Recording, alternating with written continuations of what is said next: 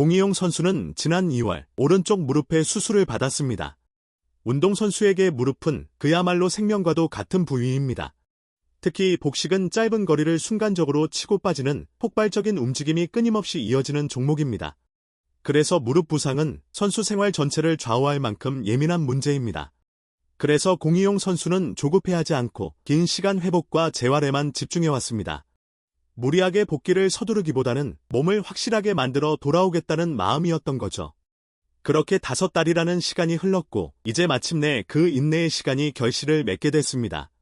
대한민국 여자복식의 핵심 공이용 선수가 드디어 코트로 돌아옵니다.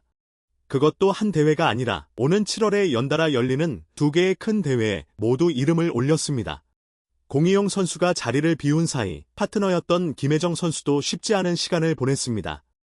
원래 공이용 김혜정조는 세계 랭킹 6위에 올라있던 우리 여자복식의 든든한 한 축이었습니다. 그런데 공이용 선수가 수술을 받으면서 이 조는 한동안 해체될 수밖에 없었습니다. 그 공백 동안 김혜정 선수는 정나은, 백하나, 문인서 선수 등 여러 동료들과 새롭게 호흡을 맞춰왔습니다. 파트너가 자주 바뀐다는 건 복식 선수에게 결코 쉬운 일이 아닙니다. 서로의 움직임을 눈빛만으로 읽어야 하는 종목이니까요. 그렇게 버텨온 두 선수가 이번에 다시 한 조로 뭉쳐 일본 오픈과 중국 오픈 출전 명단에 나란히 이름을 올렸습니다.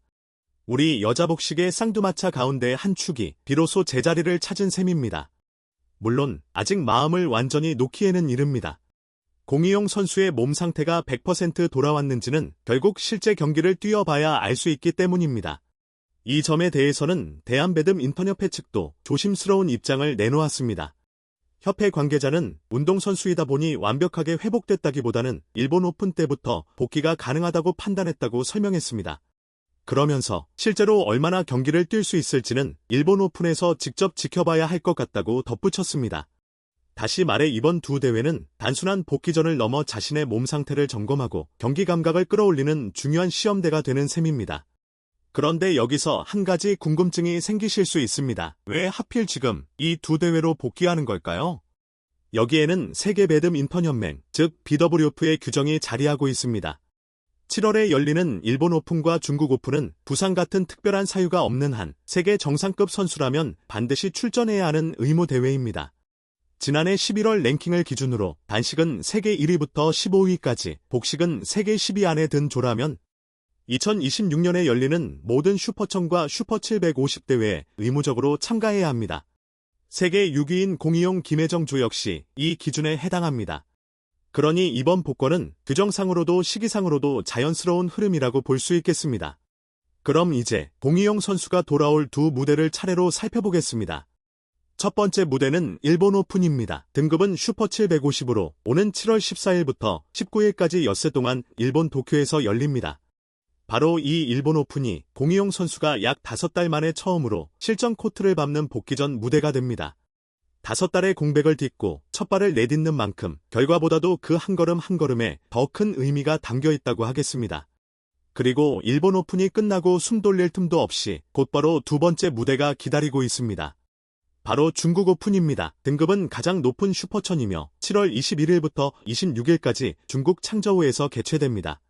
슈퍼750인 일본 오픈보다도 한 단계 더 높은 최고 등급의 대회입니다. 일본에서 감각을 끌어올린 우리 선수들이 곧바로 더 큰 무대에서 세계 강호들과 정면으로 맞붙게 되는 겁니다. 한편 이번 두 대회에는 여자복식뿐만 아니라 우리 여자단식 간판들도 총출동합니다.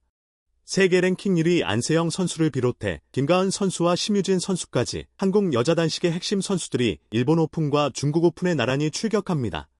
특히 안세영 선수는 최고 등급 무대인 슈퍼1000 중국 오픈에서 다시 한번 정상을 정조준하고 있습니다. 이렇게 단식과 복식의 주축 선수들이 한꺼번에 출전하는 데는 분명한 이유가 있습니다. 바로 오는 9월에 열리는 아시안게임을 앞두고 미리 실전 감각을 끌어올리려는 전초전 성격이 강하기 때문입니다. 그렇다면 상대들은 어떨까요? 이번 두 대회 결코 만만치 않습니다. 특히 우리의 영원한 라이벌 중국이 그야말로 최강 전력으로 칼을 갈고 나옵니다. 여자 단식의 간판 왕제이 선수와 천이페이 선수는 물론이고 그동안 잠시 휴식을 취했던 세계 랭킹 5위 한위의 선수까지 출전을 확정지었습니다.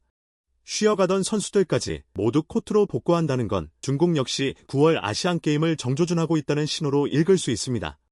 결국 이번 7월의 두 대회는 한국과 중국이 아시안게임을 앞두고 벌이는 전초전이자 서로의 전력을 가늠해보는 무대가 되는 셈입니다. 자, 그렇다면 우리 선수들이 바라보는 진짜 목표는 어디일까요? 바로 오는 9월에 열리는 2026 아이치 나고야 하계 아시안게임입니다. 배드민턴 경기는 일본 아이치현 이치노미야 시립체육관에서 열리는데요. 이번 대회에서는 남자 단체전과 여자 단체전이 정식 종목으로 포함됐습니다. 그래서 남자와 여자 각각 10명씩 정예 멤버가 선발됩니다.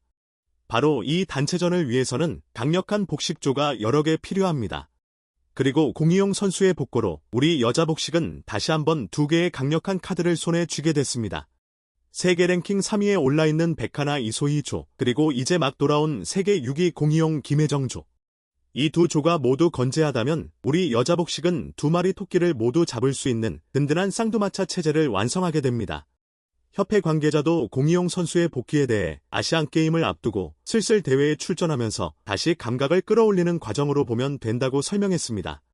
결국 이번 복권은 한 선수가 돌아온다는 것 이상의 의미를 갖습니다. 여자 복식 개인전은 물론이고 단체전 금메달 사냥까지 우리 대표팀의 목표가 한층 더 또렷해진 겁니다. 5달이라는 긴 시간을 묵묵히 견뎌내고 마침내 다시 라켓을 잡은 공이용 선수. 비록 첫 술에 배부를 수는 없겠지만 한 걸음씩 감각을 되찾아가는 그 과정 하나하나가 9월 아시안게임을 향한 소중한 발걸음이 될 것입니다. 7월에 일본 오픈과 중국 오픈, 그리고 그 끝에 기다리는 아시안게임까지 우리 대표팀의 여정을 함께 따뜻하게 응원해 주시면 좋겠습니다. 오늘 영상이 즐거우셨다면 좋아요와 구독 부탁드립니다. 앞으로도 일본 오픈과 중국 오픈을 비롯한 배드민턴 주요 대회 소식과 경기 결과를 가장 빠르고 정확하게 전해드리겠습니다. 지금까지 시청해 주셔서 감사합니다. 다음 영상에서 다시 뵙겠습니다. 고맙습니다.